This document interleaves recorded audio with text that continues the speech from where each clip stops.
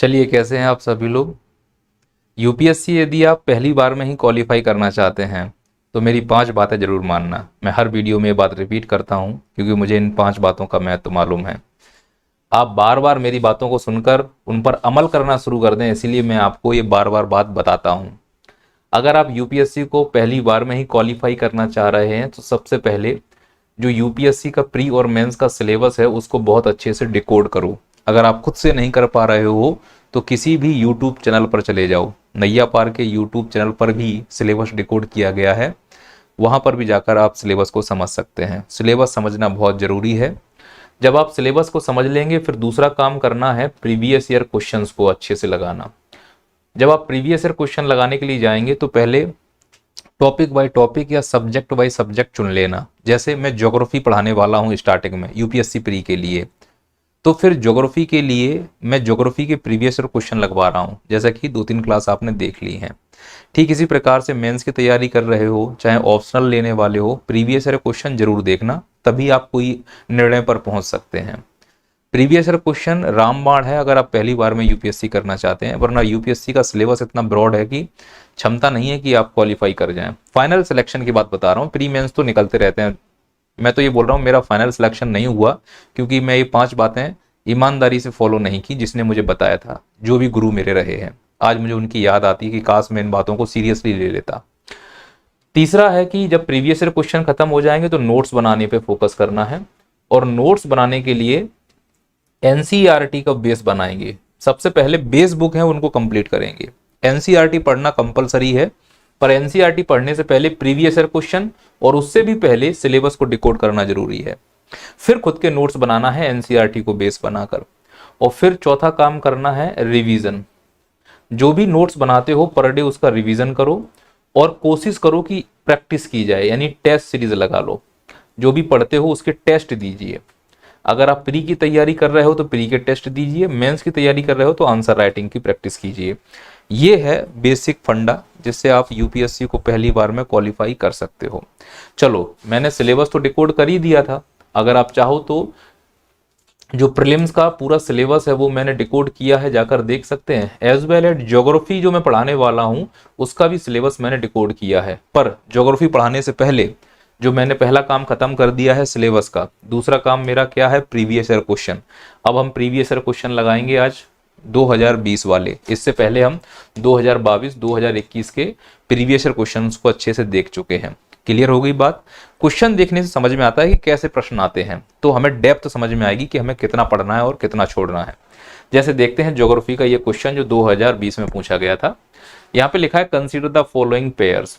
तो इधर दी गई है रिवर्स और इधर है फ्लोज इनटू, जाके माउथ कहाँ बनाती है, मुहाना कहाँ बनता है, और फिर हमें बताना है कि इसमें से कौन कौन सी करेक्टली मैच्ड है। जैसे Mekong river south east Asia की one of the longest river है। वन ऑफ द क्यों, लॉन्गेस्ट रिवर है साउथ ईस्ट एशिया की ये। और ये इसका जो माउथ है फ्लोज इनटू है वो अंडमान सी में है, बिल्कुल गलत है। यह अंडमान सी में अपना माउथ नहीं बनाती। इसका मतलब ये है कि जो पहला वाला ऑप्शन है वो गलत है, तो इसमें पहला है ये ऑप्शन गलत हो गया, इसमें भी पहला है ये ऑप्शन गलत हो गया। अब हमारे पास 2 हैं, अब इन दोनों में से हमें देखना है कि इसमें से कौन सा सही होगा। प्लस आप पैटर्न समझिए प्रश्न का कि जब भी मैं आपको रिवर्स पढ़ाऊं तो दिमाग में ये रखना है कि जो भी रिवर्स सर पढ़ा रहे हैं उसका ओरिजिन पॉइंट भी मुझे याद रखना है, और उसका कहां पर एंड हो रहा है वो पॉइंट भी याद रखना है। किस ओशियन में हो रहा है, किस गल्फ में हो रहा है, किस वे में हो रहा है, किस सी में हो रहा है, किस लेक में हो रहा है, कहाँ उसका एंड हो रहा है, या ट्रिब्यूटरी बन रही है, कॉन्फ्लुएंस बना रहा है। यही यूपीएससी का पैटर्न है। अगर समझ गए तो बेस्ट है, नहीं तो कोई दिक्कत नहीं है, अगली बार फिर यूपीएससी का प्री देना।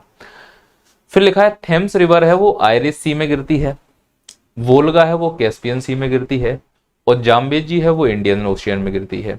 अब पॉइंट समझना कि जो जाम्बेजी है ये इंडियन ओशियन में गिर रही है, इसमें कोई दो राय नहीं है। जाम्बेजी इंडियन ओशियन में जाके गिरती है मोजाम्बिक चैनल के पास, पॉइंट सही है। अब ये देखो कि चौथा ऑप्शन किसमें में है, तो चौथा इसमें भी है और इसमें नहीं है, तो इस हिसाब से जो इसका सही आंसर हो जाएगा वो हो जाएगा 3 और 4, यानी पहले और दूसरे गलत हैं, 3 और 4 सही हैं। इस हिसाब से इसका आंसर सी होना चाहिए, जो कि है। एलिमिनेट करना आया आपको, प्लस ये भी समझ में आया कि रिवर्स कैसे पढ़नी है। तो प्रीवियस ईयर क्वेश्चन के 2 फायदे ये हैं कि क्वेश्चन को एलिमिनेट करने की पावर आ जाती है, नॉलेज आ जाता है, सेंसेक्स डेवलप हो जाते हैं, और ये मालूम चल जाता है कि किसी भी टॉपिक को पढ़ना कैसे है। अब रिवर कैसे पढ़ोगे तो समझ में आया। अगला, steel slag can be the material for which of the following. Option में है कंस्ट्रक्शन ऑफ बेस्ड रोड, सही बात है। इंप्रूवमेंट ऑफ एग्रीकल्चर सॉइल, हो सकता है। प्रोडक्शन ऑफ सीमेंट, हो सकता है। एक्चुअली जो स्टील का स्लैग है वो इन तीनों कामों में, यानी रोड बनाने में, एग्रीकल्चर की सॉइल को इम्प्रूव करने में, इवन सीमेंट के प्रोडक्शन में भी उसका प्रयोग हो सकता है। तो मेरे हिसाब से जो इसका आंसर है वो 1 2 3 होना चाहिए। उसने कहा था select the correct answer using the coding, correct answer बताना है क्या ये तीनों सही है। मेरे हिसाब से तो सही है, तो इसका आंसर डी होना चाहिए। अब आगे चलते हैं। अगला है कंसीडर द फॉलोइंग स्टेटमेंट्स। पहला है coal ash contains arsenic, lead and mercury. तो ये पॉइंट मुझे सही लग रहा है कि उनके जो कोल का जो जलता है, जो धूल निकलती है, उसमें मरकरी तो होता है, लेड भी होता है, आर्सेनिक भी होता है। आर्सेनिक एक हैवी मेटल टाइप का एक मिनरल है जो ग्राउंड वाटर में बहुत मिलने की वजह से वो पानी के जरिए हमारे शरीर में जाता है, और आर्सेनिक की सबसे ज़्यादा प्रॉब्लम वेस्ट बंगाल में है। तो जो पहला पॉइंट है वो मुझे समझ में आ रहा है कि सही है। दूसरा है coal fire power plant release sulphur dioxide. जो कोयले से जलने वाले पावर प्लांट हैं वो सल्फर डाइऑक्साइड रिलीज करते हैं। And oxides of nitrogen into the environment, तो सल्फर के भी ऑक्साइड निकालते हैं, ये बात सही है। नाइट्रोजन के भी ऑक्साइड निकालते हैं, ये बात भी सही है। तो पहला स्टेटमेंट मुझे सही लग रहा है, दूसरा स्टेटमेंट भी मुझे सही लग रहा है। अब आते हैं तीसरा, high ash content is observed in Indian coal. चूंकि इंडिया का जो कोल है वो बिटुमिनस टाइप का कोल होता है, एंथ्रेसाइड तो बहुत ही कम होगा, तो उसमें कोल की मात्रा क्वांटिटी ज़्यादा होती है। तो ये बात सही है कि राख की मात्रा भी इनमें ज़्यादा होती है। तो मुझे तीसरा पॉइंट भी सही लगता है। अब देखते हैं, पूछा गया है कि इसमें से बताना है कि कौन सा करेक्ट है, तो तीनों करेक्ट हैं। तो ऑप्शन में 1 2 3, यानी इसको मैं फिर से डी मानूंगा, ये भी आंसर डी हो गया। अब आगे आते हैं, what is the use of biochar in farming. पहला, biochar can be used as a part of growing medium in vertical farming. ये पॉइंट मुझे सही समझ में आ रहा है, सही है। दूसरा, when biochar is a part of the growing medium is promotes the growth of nitrogen fixing microorganism. Nitrogen fixation के लिए नाइट्रेट में कन्वर्ट होना जरूरी है, और ये पॉसिबल है कि ये कर सकता है, तो इस हिसाब से मुझे यह भी सही लग रहा है। When is the part of the growing medium is enable the growing medium of retain water for a long time। बिल्कुल सही है, होल्डिंग कैपेसिटी तो उसकी इंप्रूव हो ही जाती है, आपने पढ़ा ही होगा। तो इस हिसाब से मुझे फिर से 1 2 और 3 ये तीनों सही लग रहे हैं। अब इसका सही आंसर मैं तो लगाना चाह रहा हूं डी, और इसका सही आंसर डी ही है। अगला क्वेश्चन है, व्हाट इज द और आर द एडवांटेज और advantages of zero tillage. Zero tillage का मतलब है बिना जोत के, बिना हल से जोते हुए खेत पर बीज बो देना, जीरो टिलेजिंग कहलाता है ना। सीधे उसमें जो सीड वाला हल होता है वो लगा देते हैं, है ना। जैसे कि बाजरे का खेत था, उसको जोतना नहीं है, सीधे उसमें गेहूं बो, जीरो टिलेजिंग कहलाएगा। बिना जुते बीज बो देना, जीरो टिलेजिंग। तो पहला है, sowing of wheat is possible without burning the residue the previous crop. वो कहना चाह रहे हैं कि व्हीट को बोया जा सकता है पिछले क्रॉप के फसल का जो ठुंडल है उसको जलाए बिना, वो मैंने कहा ऐसा पॉसिबल है। मेरे हिसाब से ये वाला सेंटेंस मुझे सही लग रहा है। दूसरा है, without the need of nursery of rice sapling direct planting of paddy seeds in the wait soil is possible. कि धान का जो पौधा है उसको सीधे आप रोपण कर सकते हैं, इसमें ये पॉसिबिलिटीज है। ये भी पॉइंट मुझे सही लग रहा है जीरो टिलेजिंग के बारे में। तीसरा है, carbon sequestration in the soil is possible. मुझे ये पॉइंट भी सही लग रहा है। इस हिसाब से बाप रे, इसका फिर से तीनों सही दिख रहा है मुझे। तो वो कह रहा है ये डी आंसर इसका सही है। अगला है, according to India's national policy of biofuels. Which of the following can be used as raw material for the production of biofuels. अब वो कह रहा है कि इन 6 में से बताइए किस किस से बायोफ्यूल निकलता है। क्या 6 में से 6 से निकलता है? आपको बताना है कि कौन कौन से सही हैं जिनसे बायोफ्यूल मिल सकता है। तो देखिए, आप ऐसे एलिमिनेट करो कि मूंगफली से तो बायोफ्यूल मिलने से रहा, तो पहले एलिमिनेट कर दो जिनमें 3 है। इसमें 3 है, हटा दो। इसमें 3 है, हटा दो। इसमें 3 है, हटा दो। तो सही आंसर हो जाएगा 1 2 5 6। 1 2 5 6, खत्म बात। तो मेरे हिसाब से इसका आंसर ए होना चाहिए और मैं सही भी हूं। एग्री कर रहे हो सभी लोग इस बात से? चलो आगे बढ़ते हैं। With reference to pulse production in India consider the following statement. पहला, black gram can be cultivated as both kharif and rabi. दूसरा, green gram alone account for nearly half of pulse production. तीसरा, in the past 3 decades while the production of kharif pulse has increased, the production of rabi pulse has decreased। तो इसका सही answer only 1 पूछा गया है कि आपको ये बताना है कि कौन सा करेक्ट है। तो केवल और केवल पहला करेक्ट है, बाकी ये दोनों स्टेटमेंट गलत हैं। तो इसलिए इसका सही आंसर क्या हो जाएगा? ओनली 1। अगला क्वेश्चन, द क्रॉप इज सब ट्रॉपिकल इन नेचर। वो ये कहना चाह रहे हैं कि ऐसी फसल जो प्रकृति में उष्ण कटिबंधीय है। काला रंग ले लेता हूं। A hard frost is injurious to it. पाला की गंभीर स्थिति इसे नुकसान पहुंचा सकती है। It requires at least 210 frost free days. 210 दिन पाला मुक्त उसको समय चाहिए। And 50 to 100 centimetres of rainfall for its growth. 50 से 100 सेंटीमीटर वर्षा इसकी वृद्धि के लिए आवश्यक है। A light well drained soil capable of retaining moisture is ideally suitable for the cultivation of the crops। जल निकासी की व्यवस्था मॉडरेट होनी चाहिए और साथ ही साथ आर्द्रता की आदर्श स्थिति हो। तो बताइए हम किस फसल के बारे में बात कर रहे हैं? कॉटन के बारे में, जूट के बारे में, शुगर कैन के बारे में, या टी के बारे में? तो इसका सही आंसर है, हम बात कर रहे हैं कॉटन के बारे में। अगला है, with reference to the current trend in the cultivation of sugarcane in India consider the following statement। और हमें 4 स्टेटमेंट दिए जाएंगे, हमको बताना है इनमें से कौन सा स्टेटमेंट सही है। पहला, द सस्टेनेबल, पहला है a substantial saving is need material is made when bird chip setting are.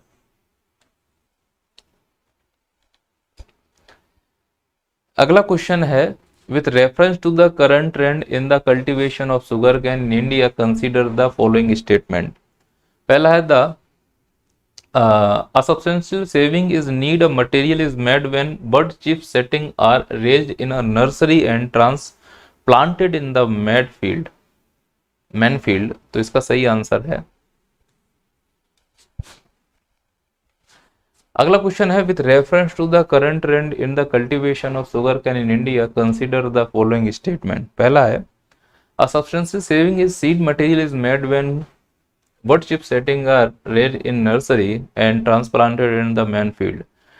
तो स्टेटमेंट मुझे सही लग रहा है, सही स्टेटमेंट है ये। दूसरा है, when direct planting of sets in dozen the germination percentage is better with the single dubbed set of compared to sets with many words।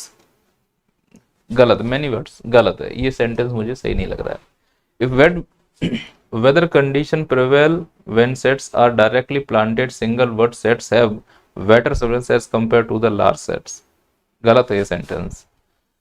अगला है, sugar cane be cultivated using the setting prepared from tissues culture से इसको develop किया जा सकता है। ये sentence सही। तो 1 और 2 यानी 1 और 4, तो इसका सही आंसर सी होना चाहिए मेरे हिसाब से, C answer.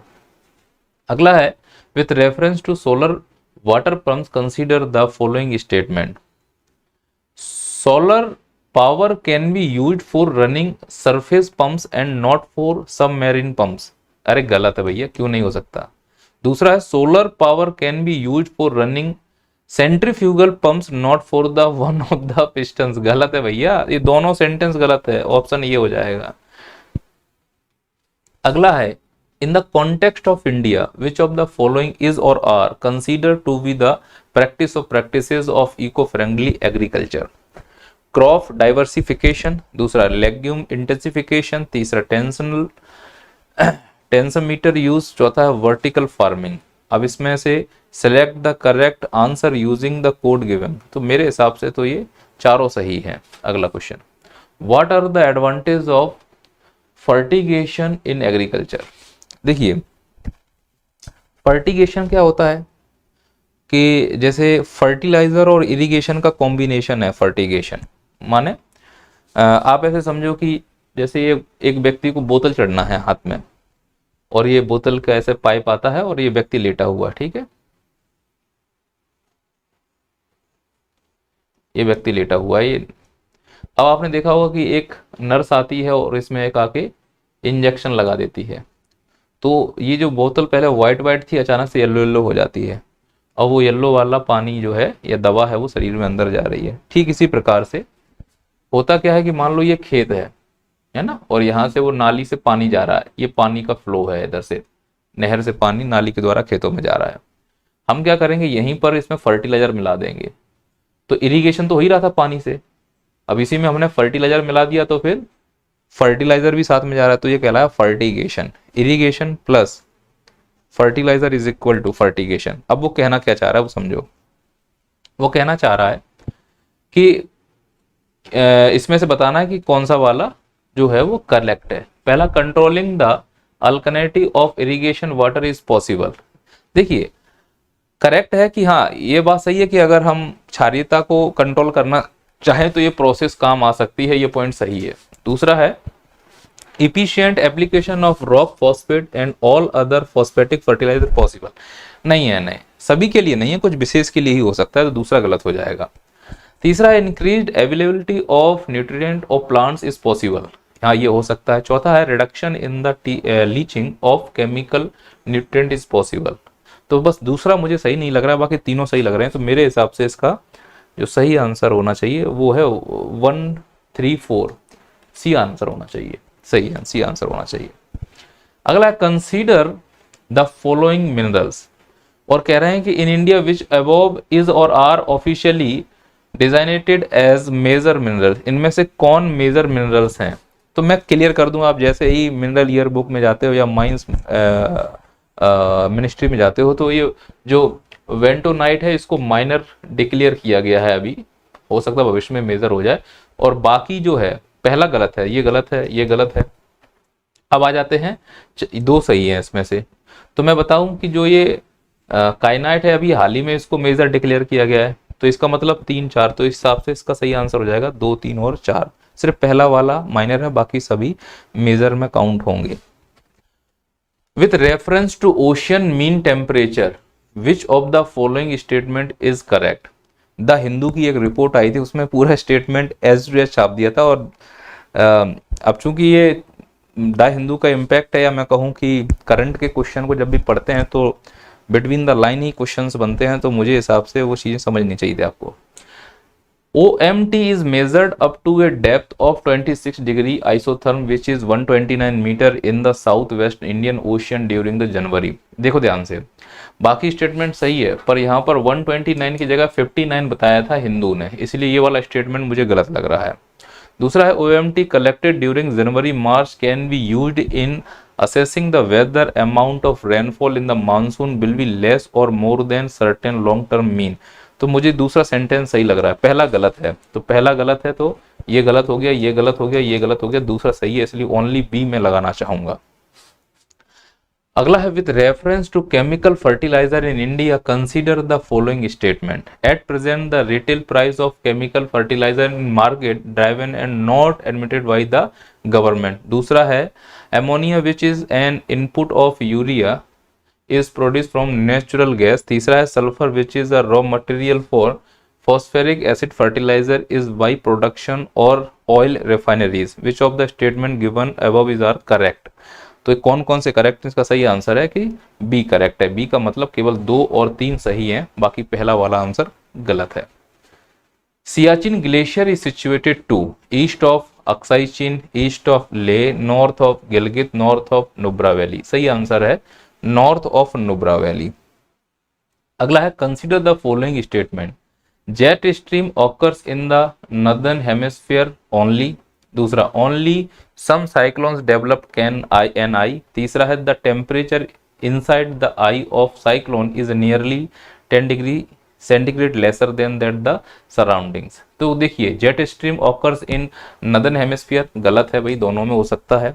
Only some cyclones develop an eye, only sub cyclone develop an eye बिल्कुल सही है। टेम्परेट साइक्लोन आई डेवलप नहीं करते, तो इस हिसाब से ये वाला सही लग रहा है। और ये बोल रहा है the temperature inside the eye of cyclone is nearly 10 degree centigrade lesser than that the surrounding, गलत है।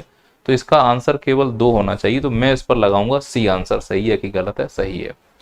हम बात करते हैं अब यूपीएससी 2019 के लिए कि 19 में कैसे क्वेश्चन आए हैं, फिर हम चलिए मिलते हैं अगले वीडियो में 2019 के लिए।